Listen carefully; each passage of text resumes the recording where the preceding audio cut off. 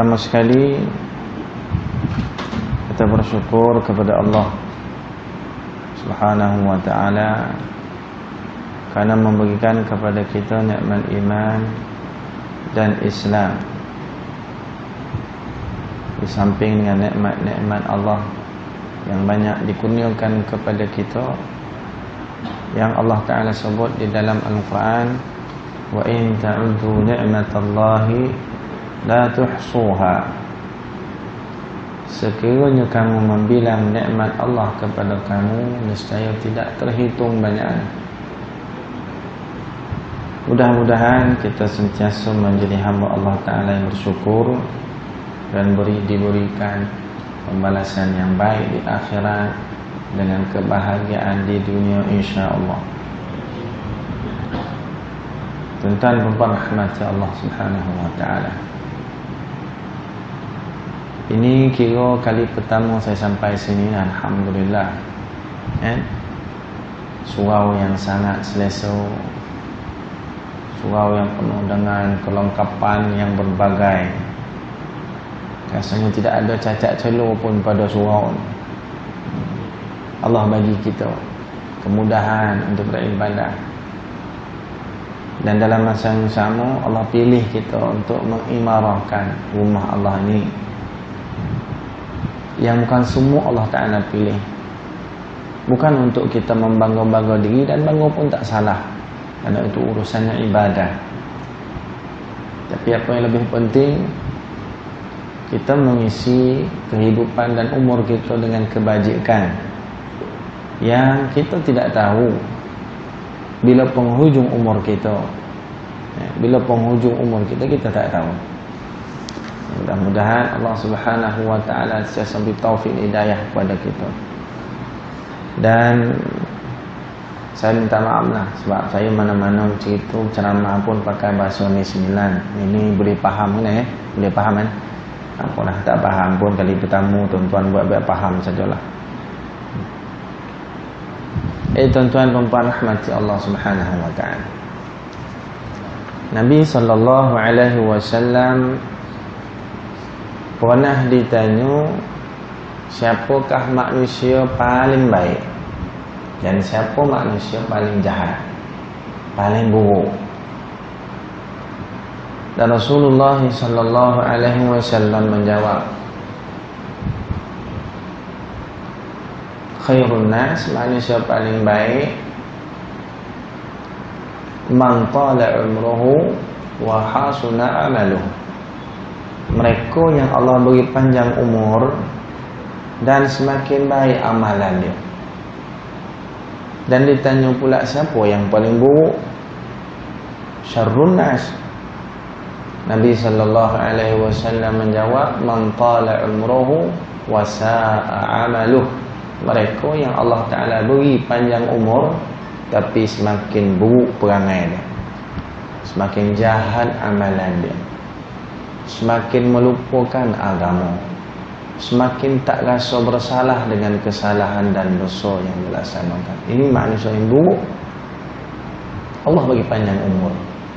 Jadi alhamdulillah, kita tak tahu saki-baki umur kita, tapi yang pasti umur itu semakin bertambah. Rasulullah sallallahu alaihi wasallam bersabda, a'mar ummati ma baina as-sittin wa as-sab'in, ataupun ma baina as-sittin ila as-sab'in. Umur umat aku tu di antara 60 ke 70 tahun sahaja, secara average lah kita kata. Itu semua tahu tu. Ya. Apalagi kalau usia kita memang dah menghampiri apa yang Nabi sebut. Memang selayaknya kita duduk lama-lama di dalam masjid. Selayaknya untuk kita perbanyakkan baca Quran, tidak lagi sibuk dengan urusan dunia, kerana kita dah nak berpindah dah. Nak pindah dah. Kata salah seorang ulama di dalam syairnya, tazawwad min hayatika lil ma'adi wa qum lillahi wa'mal khayra zadi wa la tatlub min ad-dunya kathiran fa innal mala yujma'u lin nafadi atarda an takuna rafiqa qaumin lahum zadun wa anta bighairi zadi. Dia kata apa? tazawwad min hayatika lil ma'adi. Usahalah untuk menambah segala yang boleh untuk menempuh hari kebangkitan kita. Wa'mal khairat, tazawwad min hayatika lil ma'adi wa qum lillahi wa'mal khaira zadi. Dengan cara bagaimana? Wa qum lillah, bangkit malam. Di antara usaha yang terbaik, kita semua tahu, Nabi sallallahu alaihi wasallam bersabda,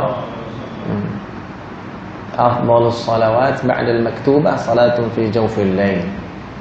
Seafdal dan sebaik-baik sembahyang selebih daripada solat 5 waktu yang wajib dan fardu tu adalah solat tengah malam. Solat tahajud lah kita kata. Wa minal laili fatahajjad bihi nafilatan lak. Sebahagian malam tu bangkitlah bertahajud sebagai satu perkara sunat dan tambahan bagi kamu. Jadi bangkit malam tu di antara yang terbaik selepas kita melaksanakan segala kewajipan yang dah dituntut dan ditetap oleh Allah, tambah lagi yang sunat-sunat sebagai bekalan yang elok cantik-cantik.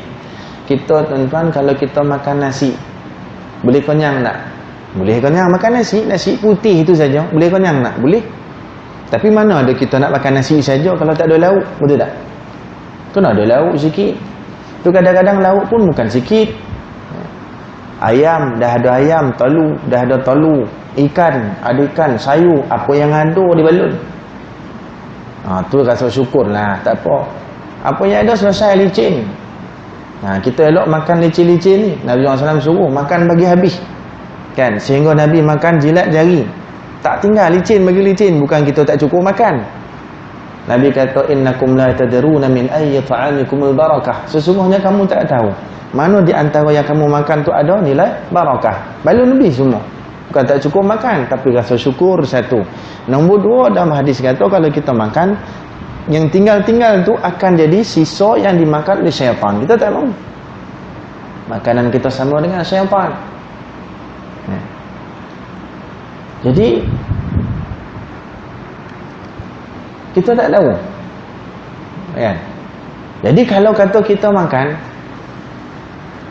makan nasi, nak kena ada lauk.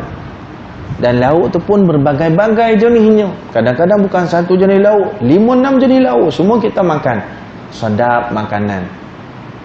Kalau nasi saja dah memandai untuk sekadar kalau cerita kenyang lah perut, nasi saja cukup dah. Tapi kalau dalam amal ibadah, kadang orang kata ambil yang wajib dalam sunat tak payah. Tapi kalau makan nasi, cara bagi lauk. Cukup-cukup nasi nak kenyang kan? Makan nasi lah. Tak, dia nak lauk juga. Itulah ibadah. Kan? Sebagai tambahan kepada yang lain. Apalagi dalam keadaan yang wajib kita tu serupa tak kena, serupa tak lengkap, serupa cacat colok. Itu akan disempurnakan dengan yang sunat-sunat. Kan? Wa qum lillahi wa'mal khaira zadi. Wa la tatlub minad dunya kathiran. Itu satu. Dia kata macam mana kita nak cari bekal? Satu, dengan beramal ibadah secara bersungguh-sungguh. Dia bagi satu contoh, bangkit malam. Kerana bangkit malam ni susah. Kalau bangkit malam dah mudah, maka yang lain tu akan jadi mudah. Tambah satu lagi apa untuk bekal? Kalau nak cari akhirat, bekal cantik, satu ni jangan lupa. Apa dia? Wala tatlub minad dunya kathiran. Jangan tuntut dunia ni banyak-banyak melampau-lampau. Kita dah ada dah, tapi melampau-lampau. Tak apa makna melampau ni, cari duit, cari harta sampai kita tak ada masa. Kesuntukan masa nak berada di masjid, tak ada masa untuk berada dalam majlis ilmu, tak ada masa dengan suasana kebaikan, tak ada masa dengan orang-orang saleh dan para ulama, tak ada masa. Itu pun kadang-kadang kita dah sibuk di luar sana dah. Dengan apa kesibukan kita? Cari duit, cari kehidupan. Okey, tak apa, taklah salah. Tapi kadang-kadang kesibukan kita tu membawa kepada urusan akhirat kita. Akhirat masih terganggu dengan urusan cari duit kita. Cari duit dah. Akhirat masih terganggu lagi dengan cari duit.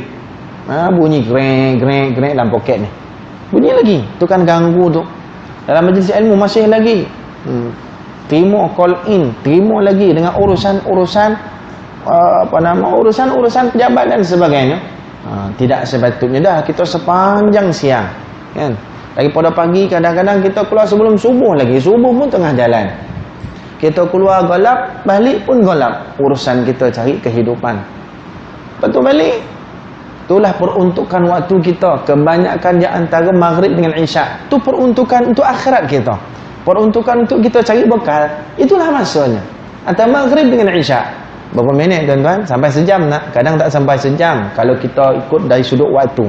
Maghrib ke isyak tu waktu tak sampai sejam. Lainkan kalau ada kuliah, ceramah dan sebagainya. Lajaklah sikit.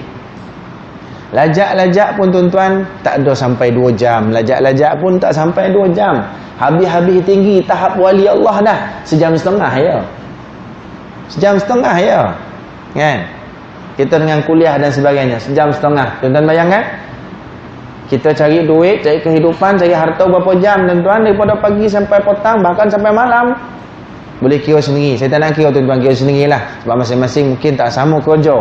Ada 6 jam, 7 jam, 8 jam. Wallahualam. Tapi yang pasti, berapa jam kita dengan Allah. Berapa jam kita dengan akhirat. Secara khusus, kalau kita ikuti dengan solat kita jamaah, okey, Alhamdulillah. Macam mana pengisian bekal kita dengan ilmu akhirat. Ni biasanya antara maghrib dengan isyak. Isyak. Maghrib dan isyak pun diganggu lagi dengan urusan cari duit. Masih lagi break. Tak apa dia gesek. Kadang-kadang tengah khutbah Jumaat pun main lagi. Baru ni saya khutbah Jumaat dekat mana? Kajang, Sungai Ramal dalam. Tu belah mana tu saya tengok. Kan? Masih lagi. Kita duduk atas tinggi, kita perasanlah. Masih lagi disibukkan kan ada hadis. Kan? Tetap payah hurai lah. Kita masing-masing memfaham dah kan. Habis ganjaran pahala Jumaat kita habis. Pasal apa? Pasal masih lagi lekot. Dengarlah. Dalam hadis kata, malaikat pun dengar khutbah. Kita tak dengar. Malaikat pun dengar khutbah. Kita duduk dah dengar 10 minit lelap. Tak apa nak buat macam mana? Kita letih. Biasa macam itulah khutbah Jumaat tuan-tuan. Dijadikan masuk untuk melepaskan keletihan. Bahkan memang sebahagian tu duduk tu memang tu rehat betul, bukan untuk dengar khutbah. Dia cari mana blow ekon, mana ekon. Dia cari duduk situ. Sajuk dia kata lelap. Ittaqullah, tolak. Allah Akbar, qamat, baru jaga balik. Lemah, kita lemah. Ni nak cerita cari bekal akhirat nah. Sebab tu Nabi SAW bersabda, man ahabba dunyahu adarra bi akhiratihi wa man ahabba akhiratahu adarra bi dunyah. Hadis Nabi SAW bersabda, siapa yang sayang dunianya, keciciran akhiratnya. Adarra bi akhiratihi, mudarat akhiratnya. Wa man ahabba akhiratahu adarra bi dunyah. Siapa yang sayang akhirat, keciciranlah dunianya. Bukan cici itu jadi papo kedanu. Bila kita baca hadis tu kadang-kadang gambaran kita silap. Siapa sayang akhirat, cici dunia, papo kedanu kita ni. Tu orang bingung saja fikir macam tu. Ya. Islam kan Allah sebut dalam Quran, wa bataghi fima ataka Allah daral akhirah wa la tansa nasibaka minad dunya. Ya. Cari akhirat, tapi jangan lupa habuan kamu, tanggungjawab dunia kamu. Kena cari juga. Tapi kita pun kadang-kadang salah. Dunia dengan akhirat ni macam mana tuan? Dunia akhirat ni pertimbangannya macam mana? 50-50. Salah 50-50 tu. Kan? Salah 50-50 tu salah. Kalau ulah boleh, tak adalah hadis kata berapa-berapa kan. Kalau boleh kita nak faham daripada apa yang dihurai dalam Quran, dalam hadis, bahagian dunia bagaimana kita cari, bahagian akhirat macam mana kita cari, tu boleh kita letakkan 9-10. 9 untuk akhirat, 10 untuk dunia. Buktinya Nabi SAW ya, satu ketika jalan dengan kenderaan, naik kuda, berhenti satu tempat, menyandar di pokok, bangkit, naik kuda, balik berjalan. Nabi kata itulah dunia, singgah sekejap saja untuk kita teruskan perjalanan. Satu ketika yang lain, Rasulullah SAW bersama dengan para sahabat jalan-jalan, jumpa longgokan sampah. Di situ ada bangkai seekor anak kambing. Nabi angkat dengan tangan. Nabi kata, siapa nak ni bangkai anak kambing dengan nilai 1 dirham? Siapa nak? Jangan kata 1 dirham, free pun tak mau kan? Nabi kata inilah dunia yang dikejar oleh ramai manusia. Nabi campak balik. Hadis itu sahih. Itu keadaan yang dikejar oleh manusia tak perasan. Yang bagaimana dunia itu jadi bangkai kambing, yang bagaimana apabila dunia menjadikan dia sebab lupa Allah. luput agama, seperti mana yang berlaku kebanyakan, boleh dikatakan kebanyakan hari ini, waliyadzubillah. Tuan-tuan kan, wala tatlub minad dunya katsiran fa innal mala yujma'u lin nafadi, kerana harta itu dihimpun lin nafadi, binaso. Tak ada apa, kita pun selalu dengan hadis, bahkan sebahagian kita hafal hadis. Bila mati yang ikut kita apa dia? 3 perkara saja. Sedekah jariah, ilmu manfaat, anak salih mendoakan. Ada harta di situ? Tidak. Ada pangkat di situ? Tidak. Ada kemasyhuran di situ? Tidak. Semuanya tidak. Riwayat yang lain Nabi SAW bersabda, yutba'ul mayyitu thalathun. Yutba'ul mayyitu thalathun. Fayatbi'uhu maluhu wa ahluhu wa amaluhu. Fayarji'u ithnani wa yabqa wahid. Fayarji'u ahluhu wa maluhu wa yabqa amaluhu. Nabi sallallahu alaihi wasallam bersabda, seorang mati yang mengikut dia ke kubur tu 3. Mengikut keluarganya, mengikut hartanya, mengikut amalannya. 2 balik, 1 saja kekal. Baliklah ahli keluarga dan hartanya, maka kekal sama dengan dia amalnya. Amal ni lah yang kata bekal. Bekal. Fa innal mala yujma'u lin nafad. Atarda an takuna rafiqa qaumin? Adakah kamu suka dan redha hidup dalam bermasyarakat, satu masyarakat lahum zadun wa anta bighairi zadin? Mereka cukup bekal, nampak cantik bekal. Depan mata kita tengok orang melangkah kaki ke masjid. Depan mata kita orang melangkah pergi kuliah. Depan mata kita orang pandai baca Quran. Kita tidak sampai lagi. Kita tak boleh-boleh lagi. Orang sedekah dah hebat ni. Mungkin ramai bersedekah ni. Ini katakan surau nak buat penambahan, pembaikan dan sebagainya. Orang ni berebut-rebut ni menyumbang. Kita bukan tak ada duit. Contoh saja. Tak ada duit. Tapi Allah campak bakhil. Allah campak tamak. Allah campak kita kedekut pahit. Tak mau nak keluar sebagian harta ni. Kedekut pahit tu tambah tu mubalarah. Pahit ni mana kedekut sungguh-sungguh. Gaji 30,000, sedekah 20 sen. Kedekut pahit tu. Nama je tu. Keting 20 sen. Gaji 30,000. 5 tahun boleh beli helikopter. 20 sen sedekah surau. Tak patutlah, kan? Walaupun kita kata sedekah tu pun cantik, okey dah, nama sedekah lah juga, kan? InsyaAllah. Mudah-mudahan 20 sen tu syurga. Syurga beli 20 sen. Kan? Tahulah, dia pun baca hadis juga. Nabi SAW kata, ittaqun nar walau bisyiqqi tamrah. Pelihara diri kamu daripada neraka walaupun dengan bersedekah separuh biji kurma. Aku 20 sen lebih daripada sebiji, jangan kata separuh. Itu calculation tu tak betul. Kan? Salah tu. Itu calculation orang qadakun, tamak, bakhil. Nabi SAW sebut begitu. Nabi sendiri, kan, orang yang tidak ada apa-apa tapi bersungguh-sungguh dalam urusan bersedekah. Wala tatlub minad dunya katsiran fa innal mala yujma'u lin nafadi atarda an takuna rafiqa qaumin lahum zadun wa anta bighairi zadi. Tengok orang semua dalam keadaan baik-baik, belaka urusan ibadah, belaka kita masih sibuk lagi. Kan? Sibuk lagi cari duit. Tak salah cari duit, jangan kata salah. Tapi salahnya apabila duit menjadi penyebab kepada kita binasa. Rasulullah sallallahu alaihi wasallam pernah bersabda satu hadis, ta'isa 'abdad dananir, ta'isa 'abdad darahim, ta'isa 'abdal qutaifah. Celakalah hamba duit, celaka hamba duit, celaka hamba duit. 3 kali Nabi ulang. Kan? Dananir tu dinar, darahim dirham, qutaifah macam kita duit sen lah. Kan? Ta'isa, celaka, binasa. Itu Nabi sebut. Kecelakaan dan kebinasaan orang jadi hamba duit. Macam tu sekali Nabi sebut abdad dananir, hamba duit. Maknanya ada orang yang memperhamba hidup dia dengan mencari duit. Tak berhenti-henti. Tak cukup-cukup. Rasulullah sallallahu alaihi wasallam bersabda, "Law kana li ibni Adam wadiyan min malin labtagha thalithan wala yamla'u jaffu ibni Adam illa turab wa yatubu Allah 'ala man tab." Nabi sallallahu alaihi wasallam bersabda, Kalau sekiranya bagi anak Adam itu 2 lembah harta, sepenuh lembah, lembah 1, lembah 2, penuh dengan harta dia, la betara salisan, nescaya dia nak nombor 3, dia tak akan cukup. Jadi orang yang sibuk tak berhenti-henti, dia tak akan cukup.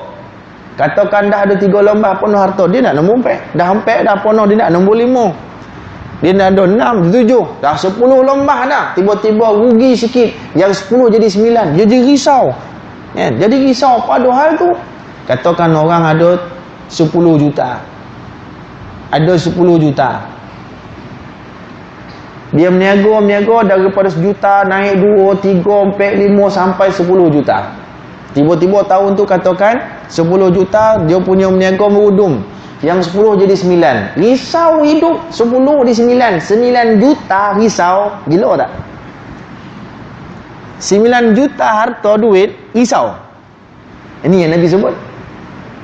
Macam saya tak apalah, duit RM10, cucuk kad bank RM10, risau. Tu okey kalau risau macam tu. Gugur-gugur rambut, risau, okey. Ini daripada 10 juta jadi 9 juta, risau. Gila. Tapi itulah manusia yang Nabi sebut. Bila hidup, kepala duit, hati duit, jasad duit, mata duit, semua duit. Dia akan risau apabila hilang sebusinnya. Duit 3 juta hilang sebusin, risau. Nego lah dia menego. Kalau lah rumah tersalit-tersalit sebusin tu cerita lain, belum nego. Bila menego kurang sebusin, dia cari siapa yang menjadi penyampak kurang sebusin ni. Punya bakhil. Tu yang kata abdad dananir, hamba duit. Abdad darahim, hamba duit. Nabi sebut dah. Bila pemikirannya sentiasa menjurus kepada duit semata. Sehingga Nabi menyebut orang ni dah jadi hamba duit. Orang dah jadi hamba duit, dia tidak akan nampak jalan untuk melebihkan ruang akhiratnya berbanding duitnya.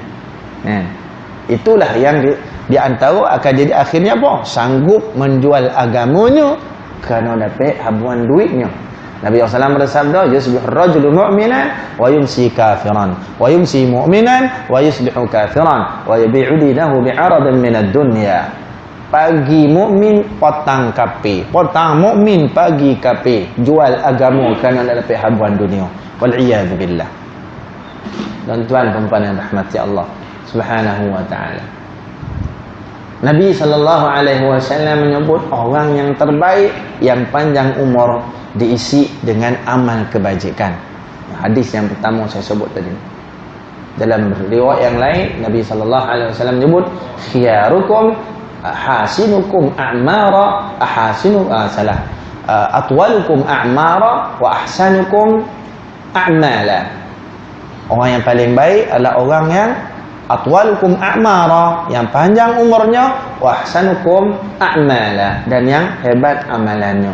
Kita nak ni, kita kena target tuan-tuan. Macam mana kita usaha dengan habuan harta kita, macam tu juga usaha target kita dengan amalan kita. Usaha untuk meningkatkan, usaha untuk memperbaiki dan mencantikkan. Dan yang paling asas, segala-gala amalan yang kita nak laksanakan, itu mesti dengan ilmu. Tidak ada ilmu, kata Imam Ghazali rahimahullahu ta'ala, itu akan jadi sekadar ikut-ikutan sahaja. Amalan yang ikut-ikutan tu akan tertolak di sisi Allah Subhanahu wa ta'ala. Majlis ilmu pula. Majlis ilmu. Rasulullah sallallahu alaihi wasallam bersabda, "Idza marartum bi riyadil jannati farta'u." Wa qila wa ma riyadul jannati ya Rasulullah, qala ilaqud dzikr. Dalam satu riwayat, fi riwayatin majalisul ilm, bila melalui taman syurga, kau singgahlah. Nabi pesan, singgahlah. Maksud singgah ni apa tuan-tuan? Singgah ni lalu-lalu tak sengaja nampak dia pun singgah, tu singgah. Kalau daripada rumah memang nak tuju ke majlis ilmu, tu bukan singgah, nama tu memang nak pergi. Singgah ni kita lalu-lalu tengok majlis ilmu, singgah, baru singgah. Itu tak ada niat awal, tapi bila nampak, singgah. Pasal apa tu? Kebaikan yang banyak. Sehingga Nabi beri jolokan majlis seumpama kita ni, walaupun tak seramai mana, tak meriah mana, tak sehebat mana, tapi Nabi beri jolokan taman syurga. Taman syurga tuan-tuan, kita kata syurga ni bukan beli-beli dengan duit ringgit. Sebab itu Rasulullah sallallahu alaihi wasallam sebut dah, kullu ummati yadkhuluna al-jannata illa man aba. Setiap umat aku masuk syurga. Nabi beritahu, setiap umat aku masuk syurga, melainkan orang yang tak nak. Sahabat tanya, ya Rasulullah, ada ke orang yang tak nak? Siapa dia ni? Nabi jawab, man ata'ani faqad ata'a Allah, wa man asani faqad aba. Siapa yang taat aku, dia taat Allah. Siapa yang engkar aku, itulah orang yang tak nak masuk syurga. Kan semudah itu Nabi SAW sebut. Kita dah terbontang luas dah tuan-tuan. Hari ni susah kau kita nak cari majlis ilmu, susah kau kita nak cari asatidz, para ulama. Hari ni bukan sekadar ulama dalam negara, luar negara kadang-kadang dia jemput. Daripada pelbagai kemahiran sudut ilmu yang ada, dibawa ke sini. Cumanya kita usaha sikitnya, peruntukkan waktu, masuk, kemudian sedikit belanja, kita pergi untuk menuntut ilmu bersama dengan para ulama. Paling tidak duduk bersama-sama dalam majlis, satu majlis dengan mereka. Tak paling tidak. Nabi SAW bersabda, Nabi kata apa? Sesiapa yang nak tengok bagaimana majlisnya para nabi dahulu, maka duduk dah dalam majlis para ulama. Itu hadis. Disebut oleh Imam Nawawi rahimahullahu taala, tak silap saya, dalam kitab At-Tibyan fi Adab Hamalatil Quran, ataupun dalam kitab Az-Zikar, antara dua tu.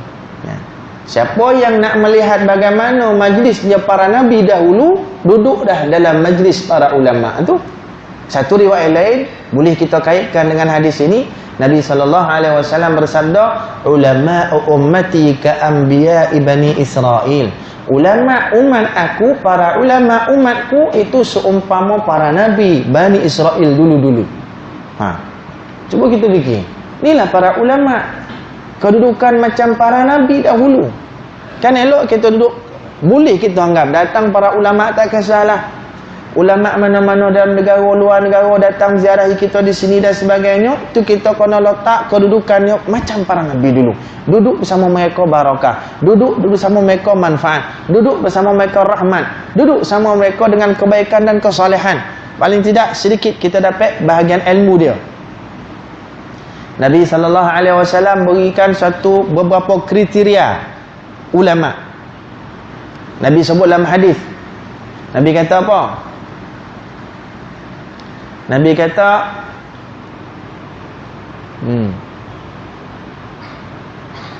macam mana hadis tu? Yang bila kita melihat wajahnya akan tenang diri kita. Wazada fi ilmikum mantiquh. Dan bila dia berbicara bertambah ilmu kita.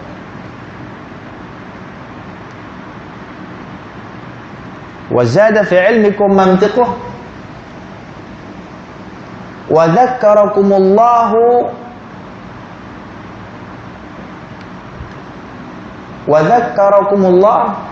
dan mengingatkan kamu dengan wa dzakkarakumullahu bil akhirati amaluh, dan mengingatkan kamu dengan akhirat akan amal mereka.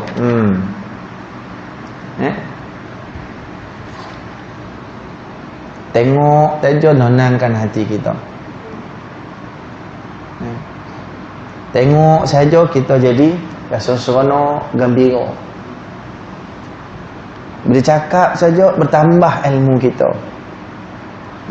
Cakap tambah ilmu kita. Yang terakhir dia beramal, kita tengok mendorong kita sama nak ibadah menuju akhirat, menambah bekal akhirat. Tu ulama tu.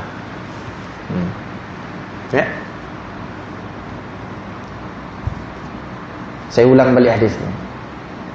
Nabi kata, man dzakkarakumullahu ru'yatuh. Tu hadis dia. Saya ralat balik sekali salah. Man dzakkarakumullahu ru'yatuh. Ciri-ciri yang kata orang saleh dan ulama tadi ni, yang pertama ada 3 ciri yang Nabi sebut. Man dzakkarakumullahu ru'yatuh. Seseorang yang akan mengingatkan kamu dengan Allah apabila melihat dia. Bukan tenang, ralat balik. Bukan tenang, mengingat Allah. Man dzakkarakumullahu ru'yatuh. Seseorang yang kamu tengok dia akan jadikan kamu ingat Allah. Ulama. Nombor 2, yang bila dia berbicara bertambah ilmu kita. Dan nombor 3, dia beramal, dia ibadah, kita tengok kita sendiri pun nak beramal juga, mengingatkan kita dengan akhirat. Ini kelompok manusia, ya, kelompok manusia. Dan ini kita kena selalu hadir bersama mereka. Rasulullah sallallahu alaihi wasallam menyebut dalam satu hadis yang lain, Nabi kata, majtama'a qaumun fi baitin min buyutillah yatluna kitaballah wa yatadarasunahu bainahum illa nazalat alaihimus sakinah wa haffathumul malaikah wa ghashiyatuhumur rahmah wa dzakarahumullah fi man 'indah. Nabi sallallahu alaihi wasallam bersabda, tidaklah mana-mana kaum berhimpun di rumah Allah, membaca kitab Allah dan mempelajari isi kandungannya, memahami dan usaha untuk mengamalkannya, melainkan Allah Ta'ala pertama Allah turunkan ketenangan atas mereka. Tenang, ketenangan. Ini tempat ketenangan, tuan-tuan. Rumah Allah tempat ketenangan, majlis ilmu tempat ketenangan. Kita duduk rumah sama-sama bercakap dengan bini, datang majlis ilmu, insya-Allah tenang. Nak duduk sekejap lolap, kan tenang. Terlelap tu tenang lah tu. Tapi kalau boleh janganlah lolap kan. Lolap kat rumah. Majlis ilmu kita kalau boleh jaga. Sebab tu kalau nak ngelak daripada lolap tidur, elak daripada dinding dan tiang-tiang, insya-Allah. Dinding tiang ni mudah nak lelap. Tapi tak juga kan. Macam mana dinding ada? Kau tak pakai dinding, kufur nikmat. Pakai je lah. Ya? Yang pertama, Allah turunkan ketenangan. Majlis kita macam ni. Tapi tuan-tuan, kalau boleh kita nak juga, ya? Yang Nabi sebut tu semua kebenaran berlaku. Tapi kadang-kadang kita fikir pasal apa tak dapat-dapat. Nabi sebut dia benar, tapi aku dah majlis ilmu ni sama yang kepala aku. Balik rumah tengok anak, tenang dan tengok anak kan. Anak pun 9 bulan, 10 bulan, baru gaya-gaya nak bertatih, nak pandai-pandai berjalan. Tenang kita main dengan anak kan. Tengok anak, tenang. Tengok mak, somak balik. Tengok anak, tenang. Tengok mak, somak balik. Contohlah. Kita majlis ilmu, duduk masjid, duduk surau, insya-Allah ketenangan luar biasa. Tapi kadang-kadang tak tenang juga. Pasal apa? Tu kadang-kadang salah kita. Minta maaf tuan-tuan, bukan nak menegur, tapi kita tegulah juga. Kita dalam majlis ilmu sebaiknya kita rapat-rapat. Seperti mana para sahabat bersama dengan Rasulullah SAW bila mendengar tausiah Nabi. Duduk rapat-rapat. Sehingga digambarkan rapat-rapatnya mereka duduk itu tu. Sehingga kalaulah daun koreng jatuh, melayang, tu singgah di kelompok sahabat yang mendengar tausiah Rasulullah sallallahu alaihi wasallam tu tak akan jatuh ke bumi. Mana rapat-rapat sungguh. Dan konsentrasi dia, fokus dia tu kan, memang betul-betul kita kata apa, khusyuk apa dengan ceramah ni, kesungguhan dengan tu sehingga tak bergorak-gorak. Ka'anna ala ru'usihim at-tayr, seolah-olah ada burung di atas kepala mereka kan, seolah ada burung atas kepala.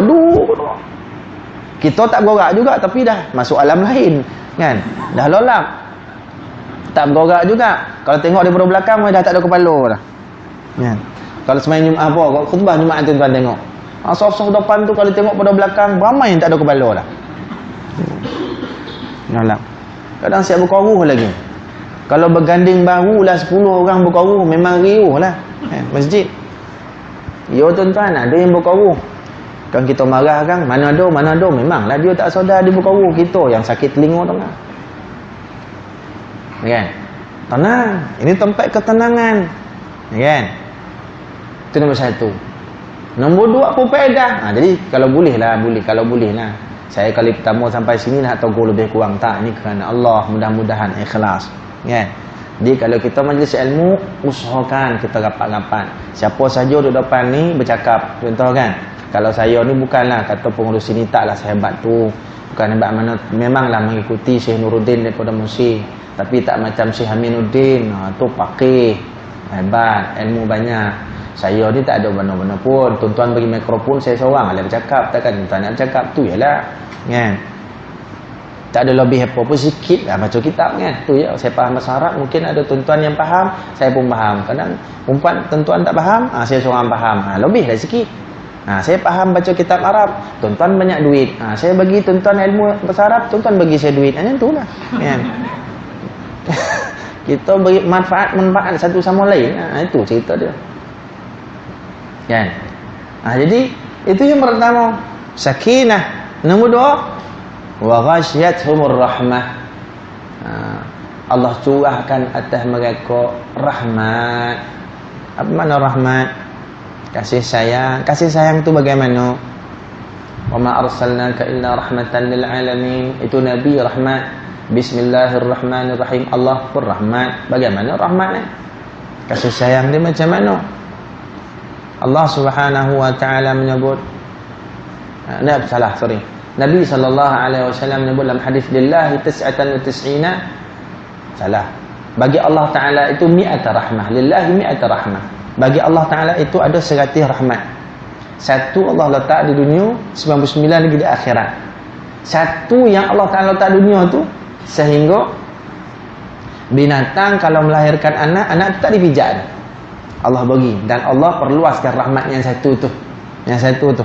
Dengan sebab tu lah binatang sayang ke anak, manusia sayang anak, yang lahir-lahir anak didukung dan disusukan. Kita sendiri bapa sayang anak, kalau suami sayang isteri. Ada juga yang tak sayang, tu terkecuali lah ya. Tu kita tak tahulah jenis apa. Jadi kita insya-Allah kita nikah sayang isteri kita, walaupun sekali-sekala berkelahi bercakap tu biasa. Mana ada orang kahwin tak berkelahi? Orang gila kahwin pun ada kelahi Jadi kita kalau kahwin pun lagi. Piramli kata apa lidah tak tergigit tu, saya pun tak pernah ingat lah. Memang betul, mana ada orang tak pernah tergigit lidah, kan? Macam itulah kita. Nikah-nikah mesti ada masa kita berkelahi. Tapi jadikan kelahi itu menjadi penyebab kepada ke depan lebih rapat daripada sebelum berkelahi. Sebelum kelahi itu elok, tapi kelahi betul baik balik, lagi rapat daripada sebelum tu. Itu jadi elok.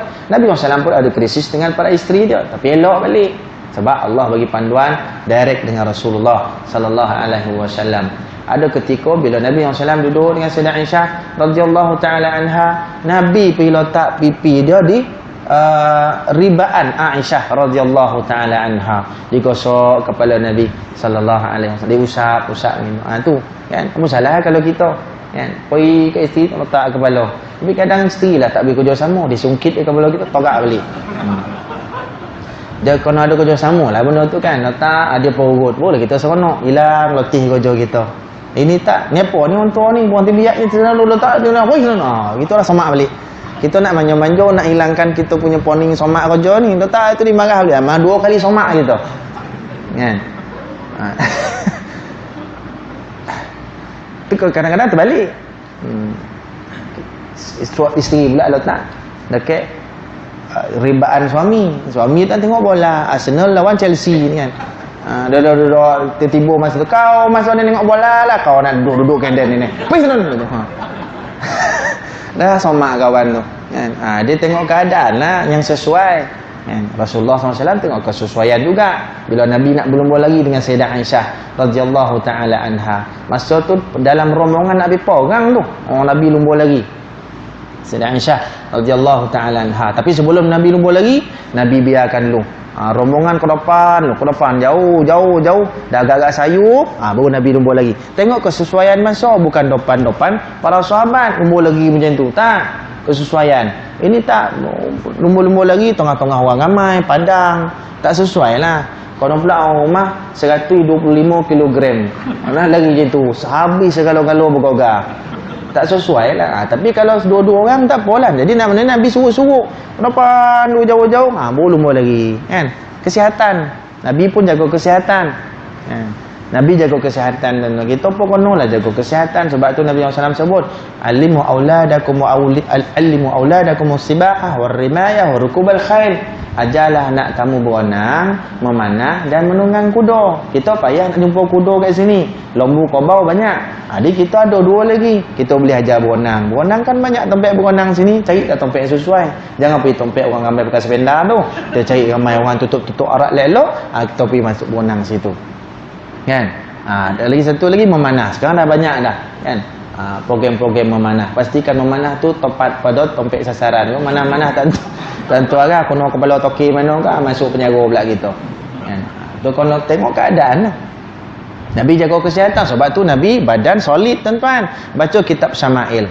Kurus, ya kurus Nabi, tapi kurusnya bidang, kurusnya ada bentuk yang cantik. Kurus Nabi kan badan tu bidang atas tu kan. Turun ke bawah. Kuih-kuih tapi cantik. Katakan kalau lepas hari daripada tengah ni ke bawah cantik ya. Kalau kita sampai tengah dah pecah dua lah itu. Tak sama dengan Rasulullah sallallahu alaihi wasallam. Pokok lain. Apa yang ada di balon, apa yang ada makan. Sebab tu tak sama. Kan perut kita kembang tak tentu arah. Kan? Lepas tu jadi imam sosak-sosak napih Allah sebutlah. Minta maaf tuan-tuan, tak sengaja. Jadi itu keadaan. Nabi jaga kesihatan dengan kita. Ialah kadang-kadang kita punya hujah orang tasawuf, hujah sufi, wali. Makan mati, tak makan pun mati tu dia. Makan ialah. Makan niat penawar ni, sambuh tu. Kita bukannya Khalid bin Walid radhiyallahu taala anhu. Khalid bin Walid dicabar minum racun. Sebab Khalid Walid kata, kalau Allah Taala kata tidak mudarat satu apa, tidak ada siapa pun manusia yang boleh mudaratkan aku. Kalau sesuatu yang aku kehendaki, kalau Allah Taala tak bagi manfaat, takkan aku dapat manfaat tu. Allah yang bagi manfaat, Allah ni mudarat. Orang cabar dia, nah minum racun. Kalau betul Allah Taala ni mudarat, racun tak akan jadi mudarat kat kau kalau Allah takdirkan dia tidak jadi mudarat. Dia ambil racun tu dia minum, tak ada apa-apa. Itu Khalid bin Walid. Jangan kita test balik rumah minum cukup kotah. Pergi hospital padam terus. Kita tak sama. Ya, itu lain. Itu para sahabat. Kedudukan dia tak sama macam kita. Jadi tuan-tuan, umpan rahmati Allah Subhanahu wa taala. Umur yang berbaki kita tidak tahu sampai bila. Tapi yang pasti akan ada titik noktah penghujung umur kita mesti. Dan disebut oleh Nabi SAW dalam banyak hadis yang kita boleh jumpa dalam kitab, umpama kitab Tazkirah Imam Qurtubi rahimahullah, itu cerita agak sempurna dan detail cerita dia, walaupun ada pendapat ulama kata hadis itu diisi dengan hadis-hadis dhaif dan sebagainya, tapi itu bukan cerita kitab nak meletakkan hukum hakam dan sebagainya, tapi untuk datangkan peringatan dan muhasabah di kita tentang kematian. Bahkan Nabi selalu peringatkan kita, orang yang paling cerdik adalah orang selalu ingat mati dan mempersiapkan diri dia untuk menempuh kematian. Itu cari bekal. Ingat mati. Bahkan kematian itu hampir setiap hari berlaku. Cuma mungkin tidak depan mata kita. Yang depan mata. Yang kita tengok TV. Yang baca surah khabar. Yang kita dengar. Kematian itu berlaku setiap hari dan kita mengikuti benda tu. Takkanlah tak ada celah-celah tu menjadikan kita ni selalu ingat diri kita apa nasib bila kita tempuh kematian. Seperti mana yang dia baca surah khabar sekarang. Aksiden 2 orang ngetes jalan, mayat ada lagi. Dipaparkan gambar tu. Ni mati orang ni. Aku pula mati macam mana? Adakah tengah jalan? Adakah atas katil? Adakah lomeh sungai? Adakah terkejut orang rumah joget kat kita? Dan macam-macam cara mati. Tapi yang pasti mati. Kita akan tempuh kematian. Apalagi satu lagi hadis, bila kita mati ni kita dengar apa yang disebut oleh orang-orang yang hidup pada kita. Sebab ada orang yang cerita tentang keburukan kita, ada orang cerita tentang kebaikan kita. Satu persatu dicerita orang terhadap kematian yang kita tempuh ni, kita dengar. Walaupun jasad kita di sini, yang bercerita ngumpet keburukan kita yang mati dari ni di luar sana, kita dengar. Pendengaran kita lebih tajam semasa kita hidup. Dengar macam mana orang telinga ni wallahu alam, tapi yang pasti dengarlah. Ketika orang memandikan jasad kita bercerita tentang kebaikan kita, bagus dia ni kita kehilangan sahabat yang baik dan sebagainya, kita pun dengar. Sebaliknya menceritakan buruk pun ada juga. Zaman Imam Malik rahimahullahu taala pernah satu orang perempuan meninggal dunia dikatakan penzina. Jadi tukang mandi ni ceritalah keburukan, penzina. Jadi masa dia rasa macam berdosa memandikan satu jasad penzina. Tapi nak buat macam mana? Dan nak kena mandikan jugalah. Mandi dalam keadaan hati marah memandikan satu jasad yang dikatakan kotor bagi dia. Mandi sampai dekat kemaluan, dia tekan kemaluan tu. Penzina kata dia. Melekek tangan, melekat. Melekek, faham ni melekek? Melekek tangan tu dekat kemaluan dia. Tiba-tiba melekek ya. Panggil ulama macam-macam. Macam mana nak selesai ni? Ni mayat tutup tangan dulu dalam tu. Tanya ulama ni, ulama kata korek cabut tangan. Datang ulama yang lain, dia kata potong tangan dia ni. Jadi tangan yang melokek tu biar. Dan macam-macam fatwa ulama ketika tu. Dia orang kata macam mana ni? Kita tanya Imam Malik bin Anas radhiyallahu anhu, guru kepada imam kita Imam Syafi'i rahimahullahu taala. Mana nak buat ni? Imam Malik kata, apa yang kau cakap masuk kau mandi jenazah? Apa bondo yang kau sebut? Tak ada apa, ngelak. Tanya lagi. Akhirnya dia kata apa? Adalah tadi masa mandi-mandi ni sampai dekat kemalan tu dan tokan dan sebutlah apa zina. Oh, masalah selesai sekarang ni. Aku tahu dah. Nak selesai macam mana tuan? Sebab kau ni termasuk kesalahan menuduh orang berzina tanpa saksi. Menuduh zina hukumnya apa? 80 kali sasah. 80 kali rotan, sebatan. Bahasa ni 9 kata sasah lah, senang. 80 kali sasah. Maka dijalankan Imam Malik sasah. Tapi sasah Imam Malik ni fatwa dia kalau sasah zina kan, zina 100 kali rotan bagi orang tak menikah, ataupun bagi 80 bagi orang yang menuduh tanpa saksi. Dia punya rotan tuan-tuan Imam Malik ini dengan sesuatu yang lembut saja. Tak boleh korek. Lembut macam kain kau, sejadah kau. Tak tuan. Tu. Sebagai untuk apa? Untuk bagi pengajaran saja, supaya dia sedar. Tapi buat depan-depan orang. Kalau tak buat depan orang, cuba ini. Sedap pula belanya. Dia disedap pula nanti. Kan? Kau nak buat depan orang, bagi dia rasa malu. Dia tak buat dah. Kan? Buat 10, 20, 30 sampai 80, elok 80 tercabut tangannya. Maka lepas daripada tu, maka adalah slogan di Madinah, la yufta wa malikum bil Madinah. Slogan itu berpanjangan sampai hari kematian Imam Malik rahimahullah taala. Apa maksud dia? La yufta wa malikum bil Madinah. Tidak ada orang layak beri fatwa selama mana hidupnya Imam Malik rahimahullah di Madinah. Tak ada orang berani fatwa, menjangkau fatwa dia, mendahului fatwa dia. Itu hebat Imam Malik, guru imam kita Imam Syafi'i rahimahullahu taala. Jadi tuan-tuan perempuan rahmati Allah Subhanahu wa taala, masa dah time. Jadi biasanya kalau kuliah sini masuk isyak sikit lebih je saya berhenti. Masuk isyak 10 minit kot berhenti. Ni paling tinggi pukul 9. Ni dah tepat pukul 9 jam saya lah. Eloklah kita berhenti. Jadi tuan-tuan perempuan rahmati Allah Subhanahu wa taala, kita berdoa kepada Allah, mudah-mudahan kita sentiasa diberikan taufik dan hidayah oleh Allah taala, sentiasa diberikan panduan hidup dan panduan yang diredai oleh Allah Subhanahu wa taala dalam suasana sentiasa menyudut kita ke arah keburukan dan kemungkaran.